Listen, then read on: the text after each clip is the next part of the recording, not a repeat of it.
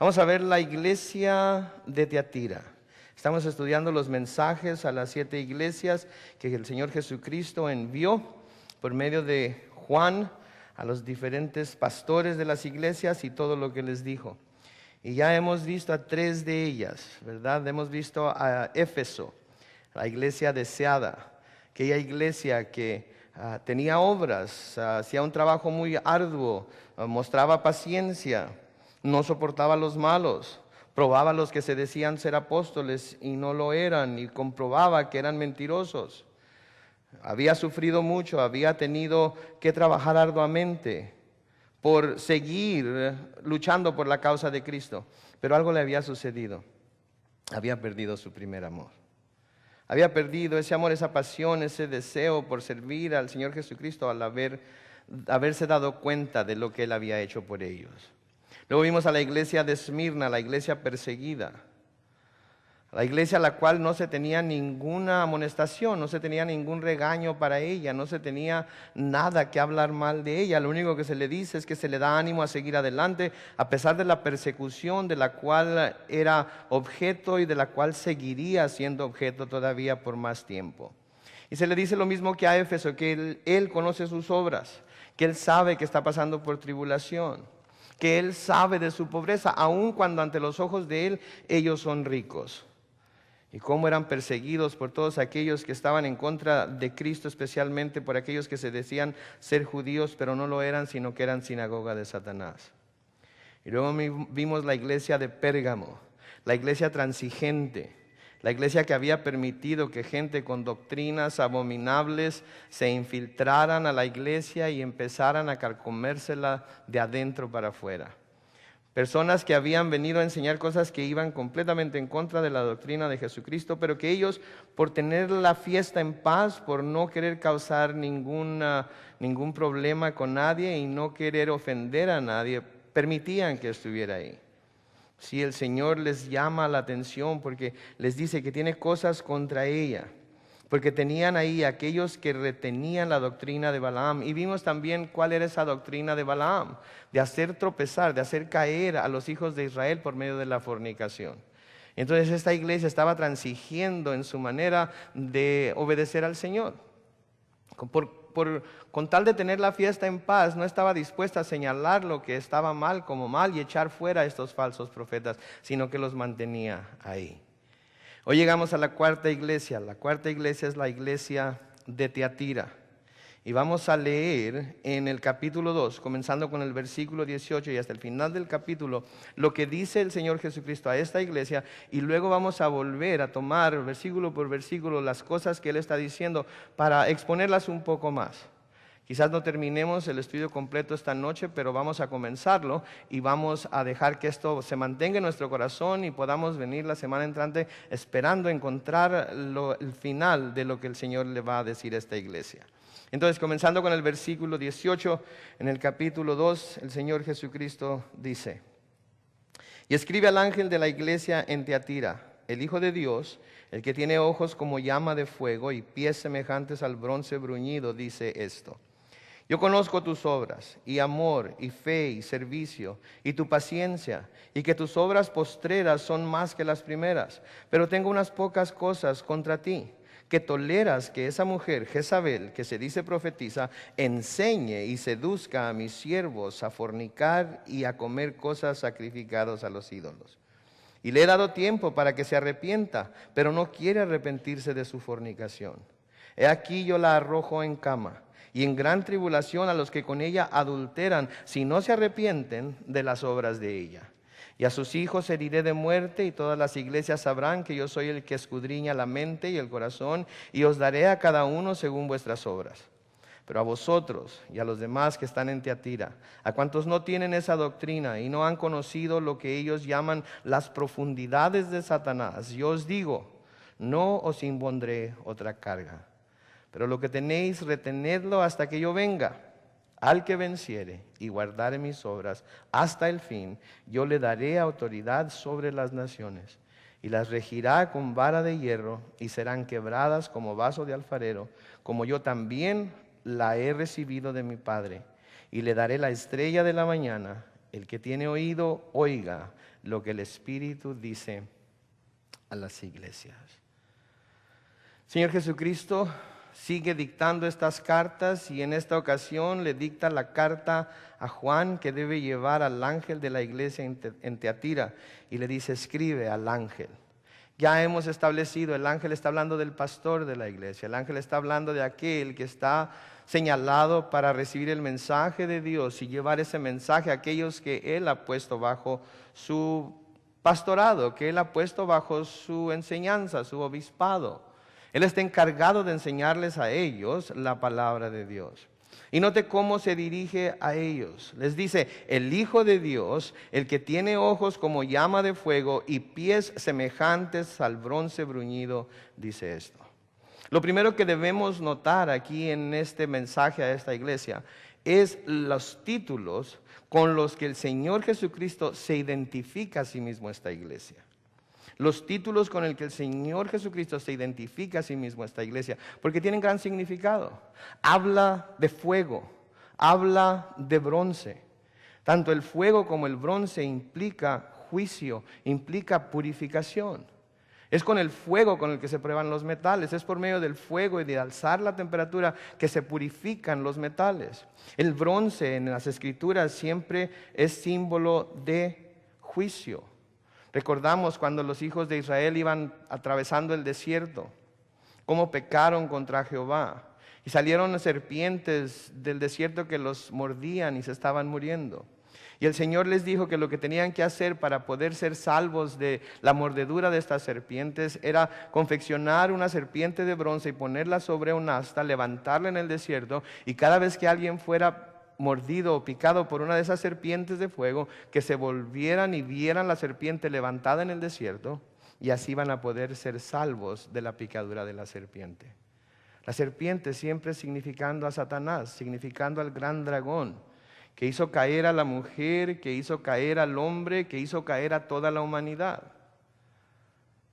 El pecado puesto sobre un asta para que todo aquel que se volviera a él pudiera ser salvo de la mordedura de él. Nuestro Señor Jesucristo en el Evangelio de Juan nos dice que así como Moisés levantó la serpiente en el desierto, así también él iba a ser levantado para que todo el que se volviera a él pudiera ser salvo. Entonces, primero los títulos, el fuego, el bronce, que implican juicio y purificación. Ahora, si lo ponemos esto en contraste con cómo se identificó ante las otras iglesias, podemos ver, por ejemplo, en Éfeso, en el capítulo 2 de Apocalipsis y en el versículo 1, cómo se identifica como el que anda entre las iglesias con las estrellas en la mano, dando así un aspecto de sacerdote que está ahí para dirigir a las iglesias, que está ahí para exhortar a las iglesias, que está ahí para pastorear a las ovejas, por así decirlo. Una imagen muy diferente a la que vemos cuando se menciona fuego y bronce. A la iglesia de Esmirna en el versículo 8 se llama el primero y el postrero, el que estuvo muerto y vivió. Él dice esto, queriendo recordarles que como ellos también él fue perseguido, también él fue atribulado, y que aun cuando tuvo que morir para cumplir con la voluntad de Dios, ahora estaba vivo. De manera que si ellos estaban sufriendo y estaban siendo atribulados y estaban siendo perseguidos, no tenían por qué preocuparse o dejar su caminar con él a causa de la persecución y la tribulación, porque aun cuando tuvieran que morir por causa de Cristo, de todas maneras podían tener la seguridad de que así como él, un día iban a vivir de nuevo. A la iglesia de Pérgamo en el versículo 12 le dice: el que tiene la espada aguda de dos filos, señalando que él iba a usar su palabra, simbolizada por la espada de dos filos, para pelear contra aquellos que estaban entre ellos enseñando doctrinas que él aborrece. Un aspecto muy diferente, dando la oportunidad, presentándose así a las diferentes iglesias en las diferentes etapas que se encuentran, de maneras distintas según lo que cada iglesia necesita. Y ahora la iglesia de Teatira se presenta como fuego, como bronce. Y en el versículo 18 de Apocalipsis 2, note que se llama a sí mismo el Hijo de Dios. El Hijo de Dios. No se llama el Hijo del Hombre como se había llamado a sí mismo en el capítulo 1, en los versículos 14 y 15. Ahora se pone el título del Hijo de Dios. La reprensión, el llamado de atención de la cual los iba a ser objeto es tan severo que tiene que recordarles que Él es el Hijo de Dios. Por lo tanto, tiene el derecho de reprenderlos, de regañarlos, de juzgarlos, como lo va a hacer, porque Él es el único que lo puede hacer. Porque Él es el juez justo. Si hay mucha gente que se le llama la atención, que se le da un consejo, que se le sugiere algo, y lo primero que la persona pregunta en su rebeldía es, bueno, ¿y tú quién eres para que me digas que tengo que hacer esto o aquello? ¿Tú quién eres? ¿Quién te dio la autoridad? ¿Quién te hizo rey sobre mí? ¿Quién es el que te ha llamado a ser mi dueño o mi Dios o mi rey para que me digas lo que tengo que hacer? Bueno, pues aquí el Señor Jesucristo, antes de que ellos preguntaran, antes de que ellos tuvieran la oportunidad de preguntar, ¿y tú quién eres?, les dice, yo soy el Hijo de Dios.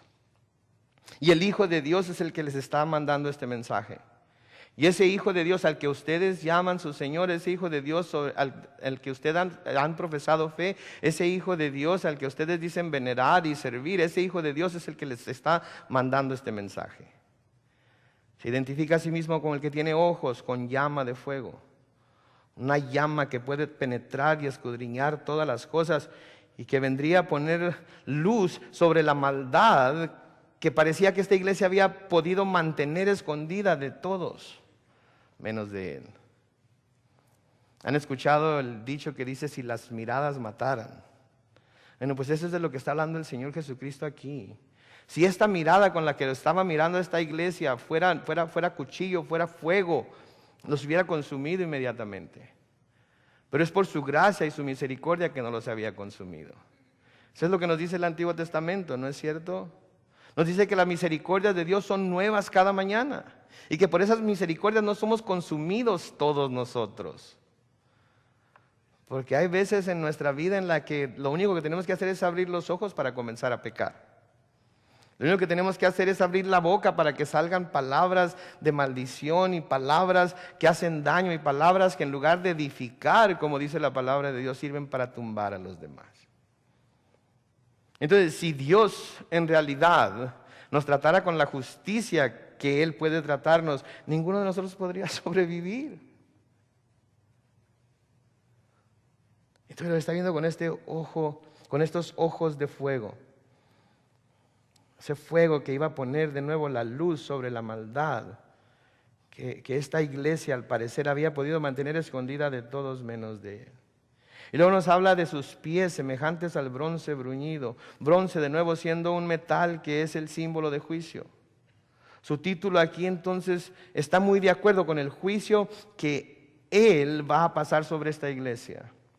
Ahora, quiero señalar algo muy importante, que no es un juicio para condenación. Eso vendría después.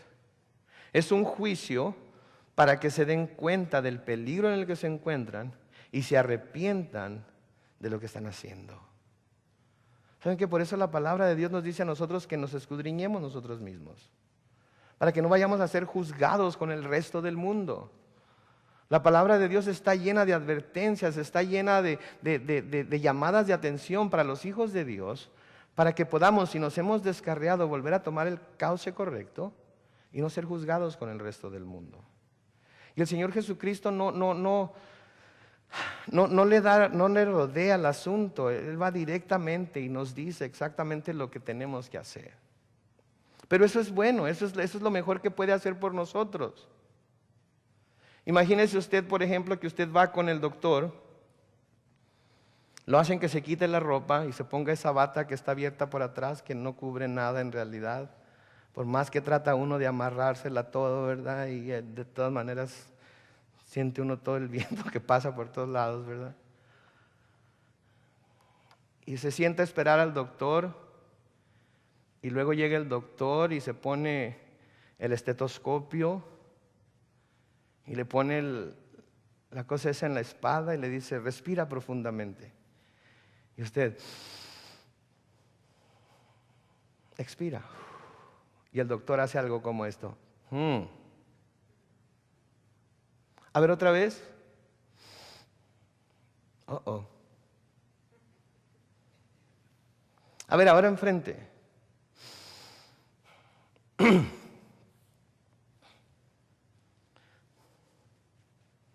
No.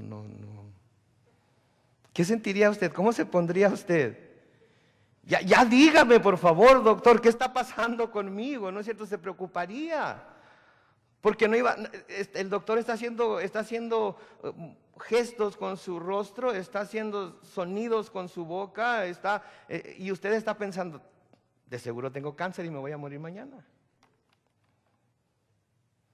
El Señor Jesucristo no es así. Yo no iría con un doctor así. Yo quiero ir con el doctor, decirle mis síntomas y que él me diga, tiene esto, tómese esto otro y mañana amanece bien. El Señor Jesucristo es lo que está haciendo aquí con estas iglesias.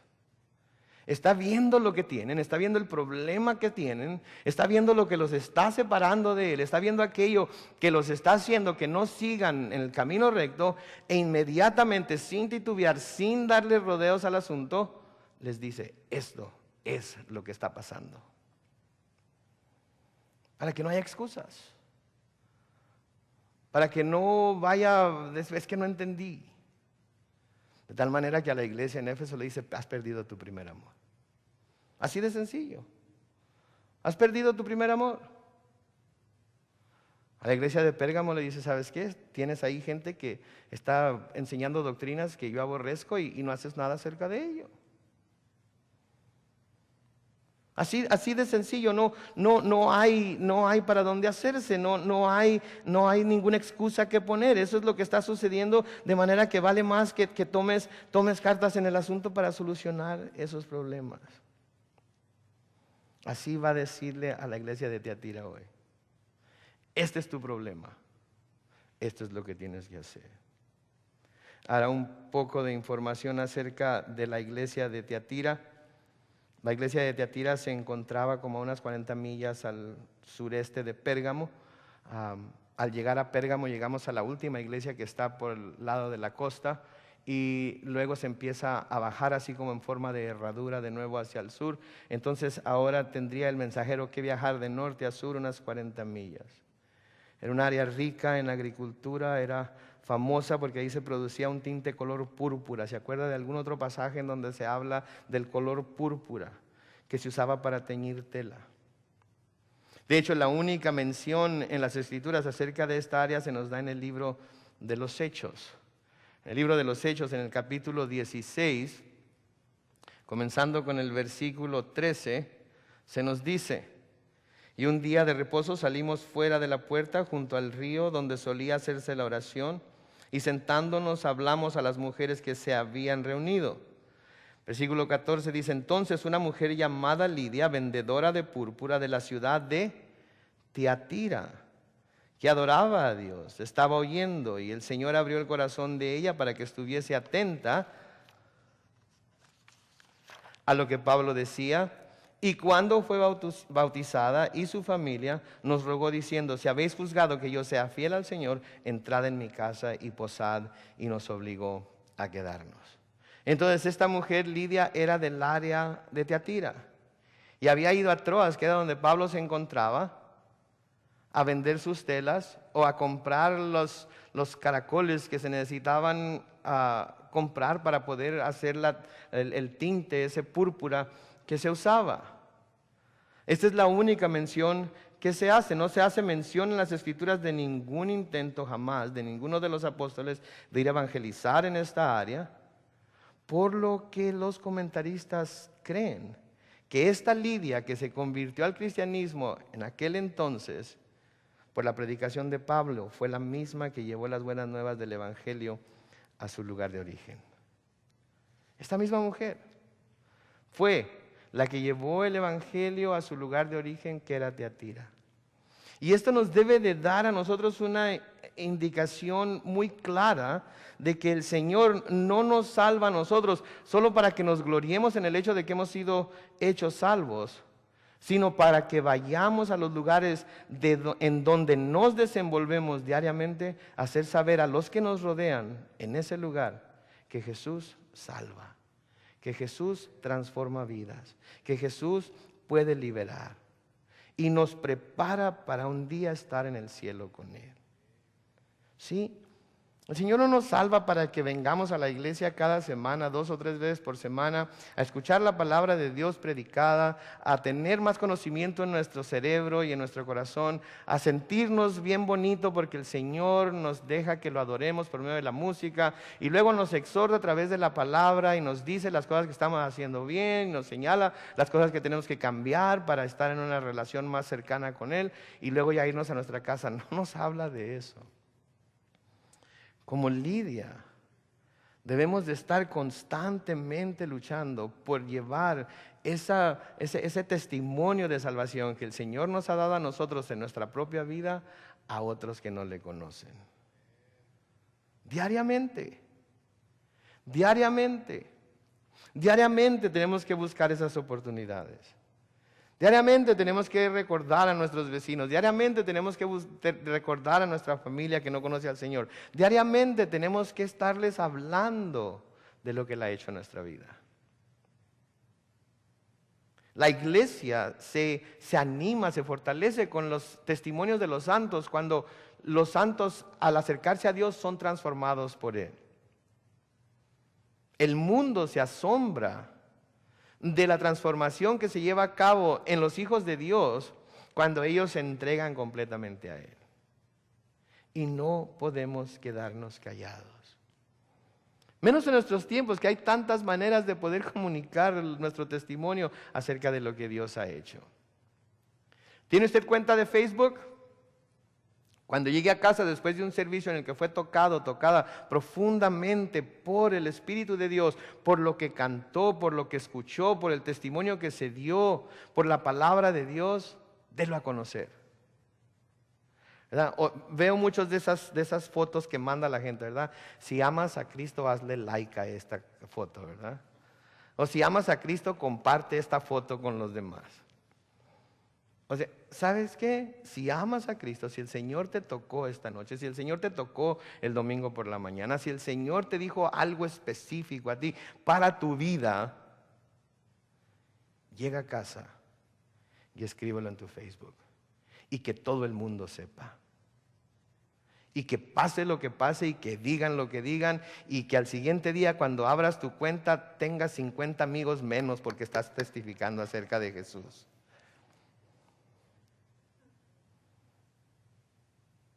No hay razón.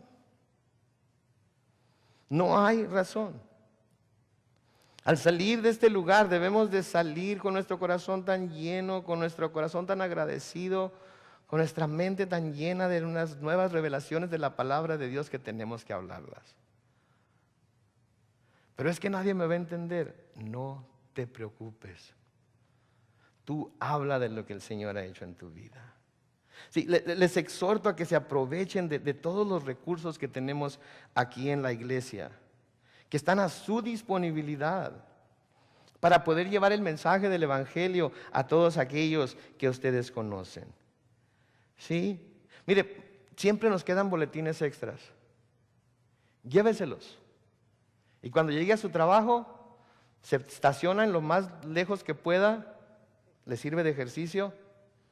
Y luego toma esos 10, 20 boletines y los va poniendo en los parabrisas de todos los carros que están estacionados ahí en su trabajo. Algunos los van a tirar, pero otros puede ser que estén buscando precisamente eso. Tenemos tarjetas con los horarios de los servicios, con el camino romano por el reverso de la tarjeta, para que usted las reparte y se las dé a alguien y les diga, mira, esta es la iglesia a la que yo voy, te invito a que vayas conmigo este próximo martes, este próximo domingo, este próximo miércoles, el próximo domingo en la noche, al estudio para damas, al estudio para varones, te invito, ven conmigo.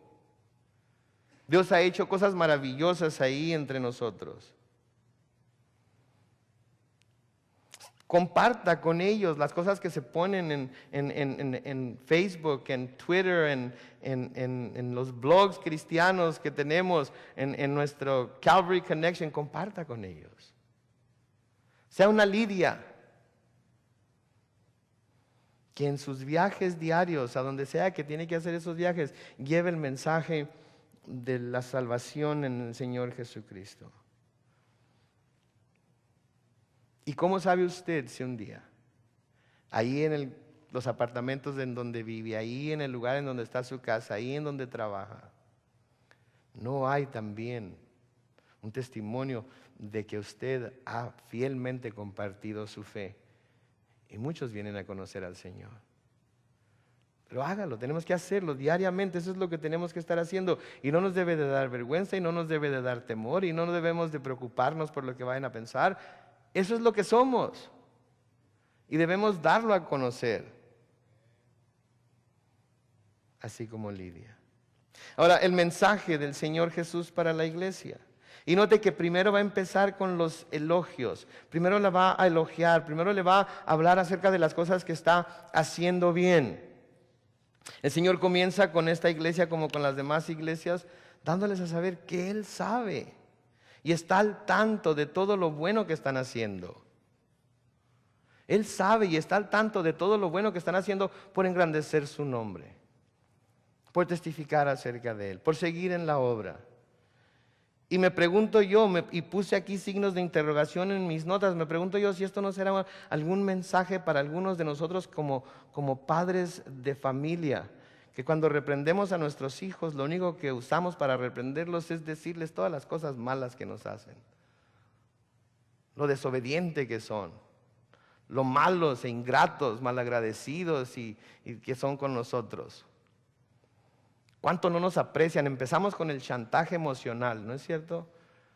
Empezamos primero con todo lo malo. Y empezamos usando esas palabras que nunca deberían de existir en la lengua, ya sea castellana o en inglés, nunca, nunca y siempre. Tú nunca me haces caso. Tú siempre me desobedeces. ¿Sabe que cada vez que usted le dice a su hijo o su hija, tú nunca me haces caso, está mintiendo? Porque estoy seguro que cuando menos una vez en toda su vida le ha hecho caso. No fue algo muy difícil, pero le hizo caso. Y cuando le dice, siempre me desobedeces, también está mintiendo. Porque no siempre le desobedece. Cuando están dormidos no desobedecen. No, ha habido veces en las que nos obedecen, estoy seguro que ha habido veces en las que nos obedecen, pero les recordamos todo lo malo, les recordamos todo lo malo que son y lo malo que han hecho, y no les reconocemos por las cosas cuando se esfuerzan por hacerlas bien. Deberíamos de tomar el ejemplo de nuestro Señor Jesucristo aquí. Saben que cuando vayamos a regañar a nuestros hijos, primero hay que pensar en un montón de cosas que han hecho bien. ¿Sabes qué, mijo? Mira, me encantó cómo me limpiaste el carro este fin de semana y qué bien has mantenido limpio tu cuarto y le ayudaste a tu mamá toda la semana a lavar los trastes y te portaste muy bien este domingo en la iglesia y te quería regañar, pero ya no me acuerdo por qué. Eso es lo que deberíamos de hacer como padres de familia. Ese es el ejemplo que nos deja aquí nuestro Señor. Así deberíamos de ser. Noten en el versículo 19 lo que les dice. Yo conozco tus obras y amor y fe y servicio y tu paciencia y que tus obras postreras son más que las primeras. ¿Se vean cómo los va a regañar? No me malentiendan. Los va a regañar en un momento más. Pero quiere afirmarlos primero en su amor, quiere afirmarlos primero en su reconocimiento de las cosas que están haciendo bien. Las obras que estás haciendo ahora, yo las veo, me doy cuenta de ellas. El amor que estás mostrando, tanto a mí como a los demás, por ese amor que me tienes a mí, yo lo veo y lo reconozco. ¿Sabe qué? Algo curioso aquí, esta iglesia es a la que más severamente va a reprender, pero esta iglesia es a la que Él elogia por el amor que muestra. Él la elogia por el amor que muestra. Y le dice, conozco tu fe, veo tu fe, veo que te mantienes firme en la fe y veo tu servicio. Sí, para aquellos que creen que las obras, que los servicios, que la fe, que el amor, todo ello no importa, no le importa a Dios. Esto debe de abrirnos los ojos y hacernos ver que Dios está prestando atención. Dios está poniendo atención a ello. Y veo tu paciencia. Que la palabra que se traduce aquí paciencia, la hemos visto antes, es hupomone, que quiere decir tu aguante. Veo cómo perseveras, veo cómo sigues adelante, a pesar de todo lo que tienes en contra, a pesar de todas las situaciones difíciles que estás pasando, sigues firme, sigues pacientemente obedeciendo y sirviendo. Sigues en esa fe, en ese amor y haciendo esas obras. Y luego note lo que le dice al final del versículo 19, y que tus obras postreras son más que las primeras. Tus obras postreras son más que las primeras. Le está diciendo, las obras que estás haciendo ahora son mayores que las que estabas haciendo al principio de tu caminar conmigo. Note, por favor, subráyelo de alguna manera, hágalo resaltar en su Biblia. Las obras postreras, las que estás haciendo ahora, son más que las primeras. Porque esto es un gran testimonio para nosotros. Y este debería ser el deseo de cada uno de nuestros corazones también, que nuestras obras, nuestro servicio a Dios que estamos prestando hoy, sea mayor que el que le dábamos, le servíamos cuando comenzamos a caminar con Él. Y mi pregunta es, ¿podrá Dios dar este testimonio acerca de nosotros como individuos y como iglesia? Que nuestro servicio a Él no se ha quedado estancado. Que nuestro servicio a Él no ha quedado en el pasado. Que nuestro servicio a Él mucho menos haya menguado, sino que nuestro servicio a Él hoy sea mayor que el que habíamos prestado años atrás. Que el paso del tiempo no nos haya hecho retroceder en nuestro servicio a Él.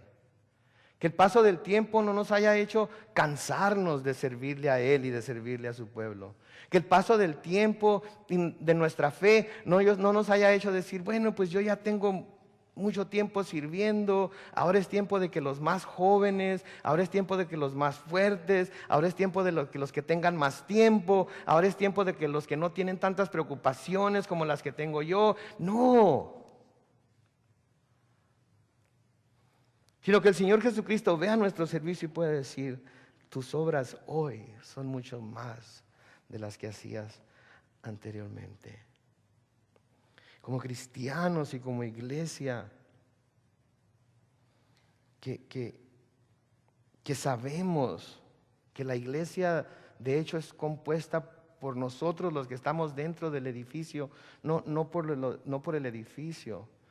Que la iglesia somos nosotros los que nos llamamos a nosotros mismos cristianos. Que nuestro servicio a nuestro Salvador vaya siempre creciendo con el paso del tiempo y no menguando. En esto debemos ser siempre progresivos y no pasivos. Y menos retroceder en ello. Pregunta entonces para nosotros como iglesia y como individuos. Nuestro servicio a Dios, nuestras obras para Dios, ¿son mayores hoy que el año pasado? ¿Son mayores hoy que en tiempos pasados? ¿O hemos retrocedido? ¿O nos hemos quedado estancados? Ya no servimos como antes. Ya no estamos haciendo todo lo que hacíamos antes. Este mundo y sus afanes, este mundo y el amor por las cosas de este mundo, este mundo y sus tentaciones, este mundo y sus preocupaciones nos han clavado tanto las garras que ahora ya no somos libres para servir a nuestro Señor como Él desea que le sirvamos.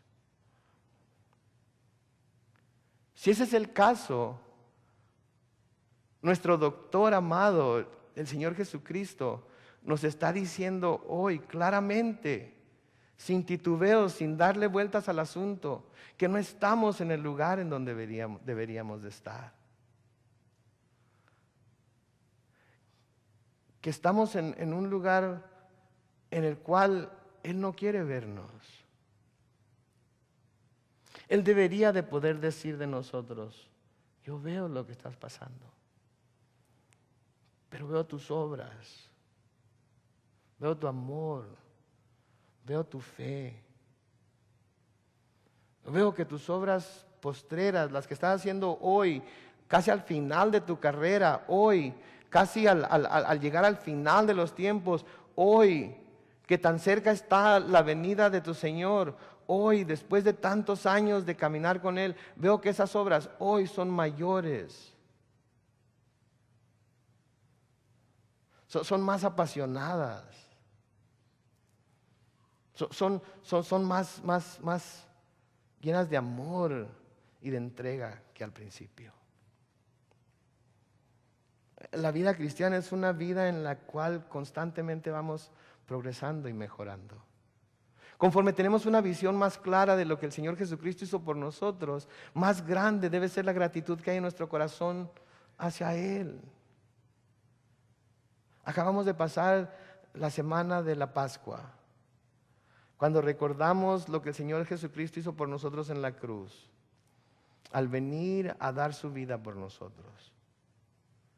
Y acabamos de recordar cómo Él vino a servirnos a nosotros, cómo Él vino a entregar todo lo que era por nosotros. Entonces es tiempo de examinarnos y de decir: ¿estoy yo haciendo por gratitud lo mismo con Él? ¿O puedo recordar un tiempo en el cual mi servicio a Dios era apasionado, constante, ferviente? No me importaba si dormía o no, no me importaba si me tenía que levantar temprano o no, no me importaba si tenía que estar en la iglesia 2 o 3 veces por semana, nada de eso me importaba. Lo que me importaba era saber que estaba sirviéndole a Él, saber que lo estaba complaciendo a Él, saber que estaba dándole mi todo, porque Él me dio primero su todo a mí. Si ese es el caso, tenemos nosotros que cambiar el cauce por el que vamos. Tengo yo que cambiar el cauce por el que voy. Es como si voy con el doctor me revisa e inmediatamente me dice: señor Alvarado, ¿sabe qué? Usted tiene una enfermedad muy seria y al menos que lo operemos ya, no va a poder salvar su vida. ¿Sabe que yo nunca he sido operado? Pero he visto a mi esposa ser operada 3 veces. 5 si contamos los nacimientos de mis hijos. Yo no quiero ser operado jamás. Pero si el doctor me dijera: tenemos que operarte mañana, ¿sabe qué? Ábrame ahorita mismo. Así, sáqueme lo que me tenga que sacar.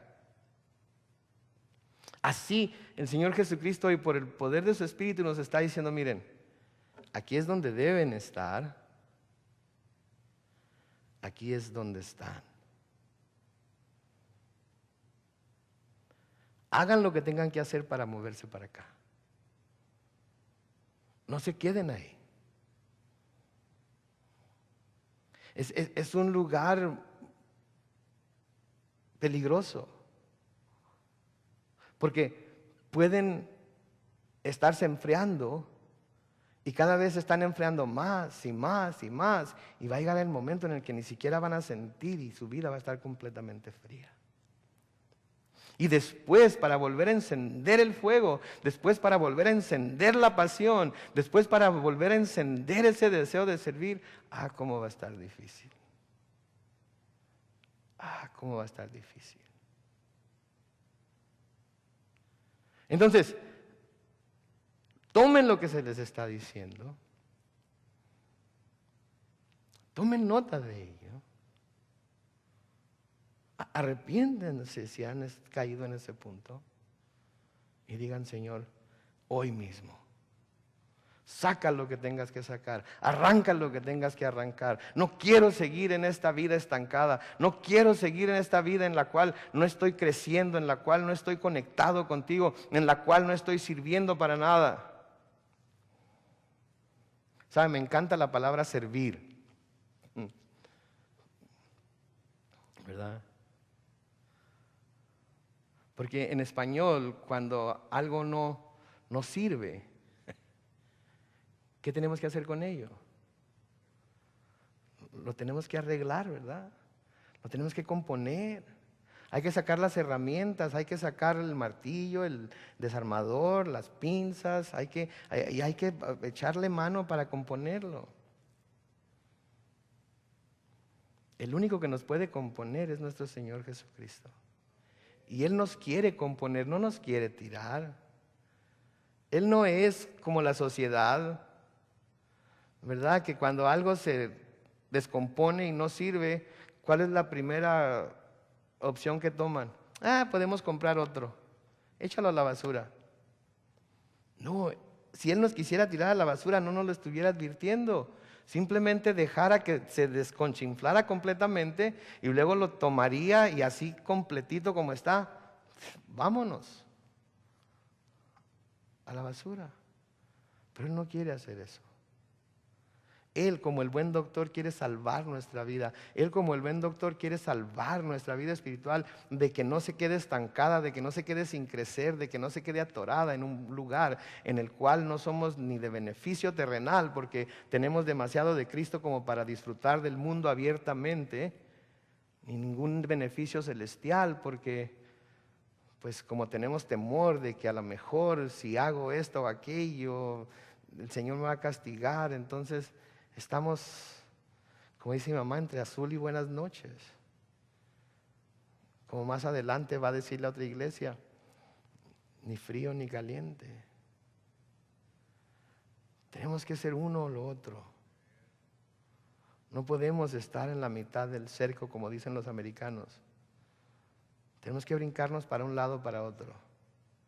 Ay, el Señor Jesucristo aquí eso es lo que aquí les está elogiando por esa razón, por la que sus obras postreras son más que las primeras.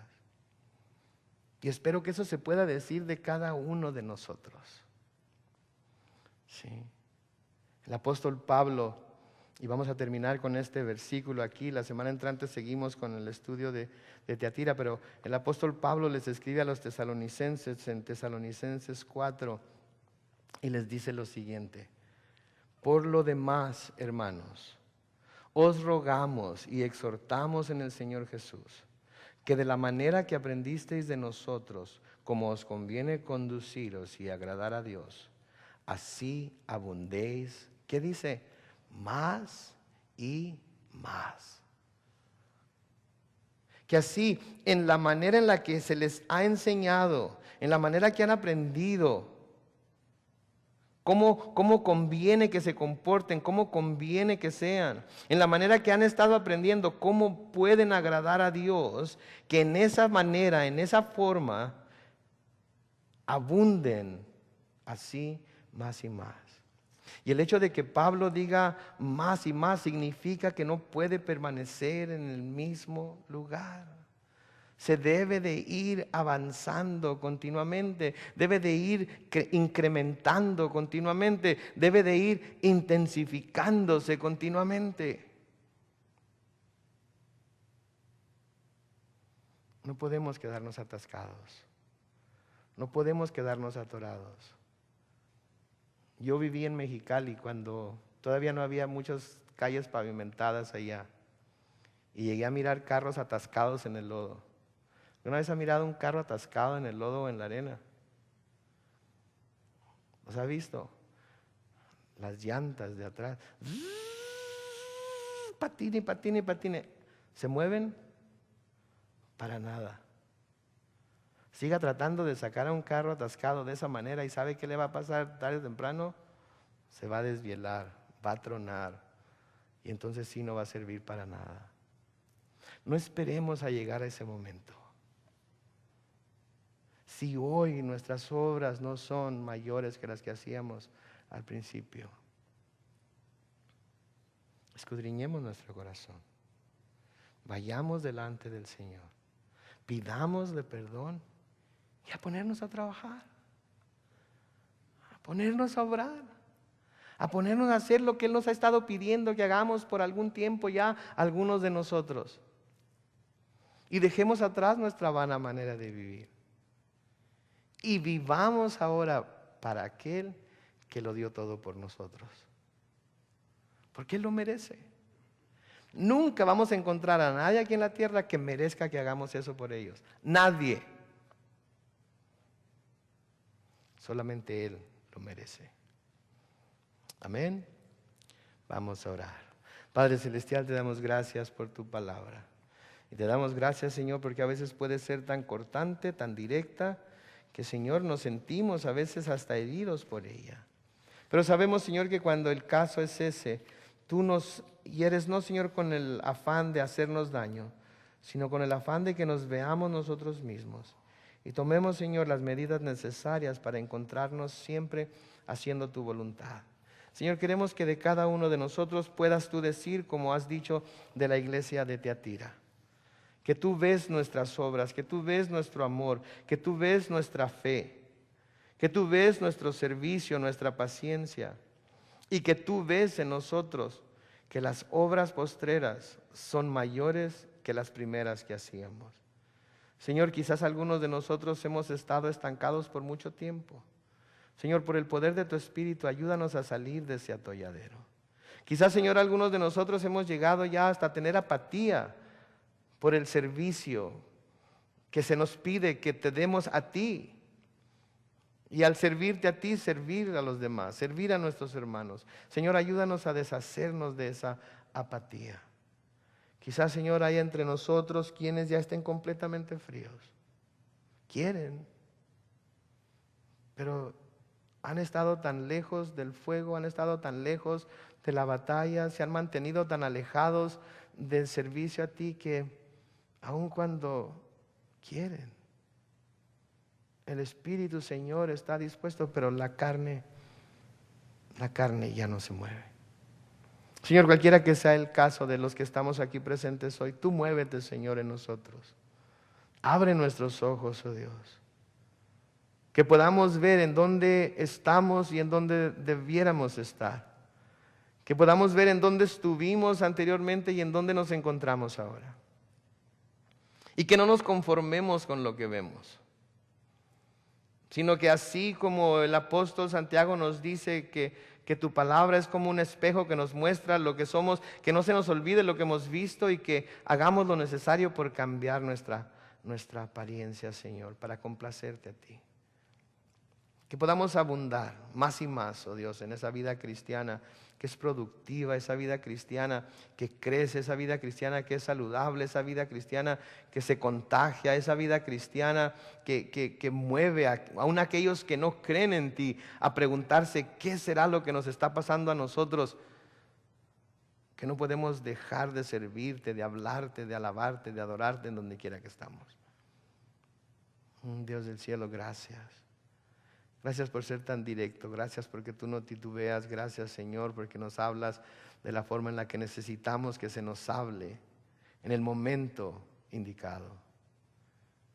Señor, que cada uno de nosotros que nos llamamos tus hijos hoy, al escuchar tu voz, oh Dios, respondamos a ella de la forma en la que tú deseas que respondamos.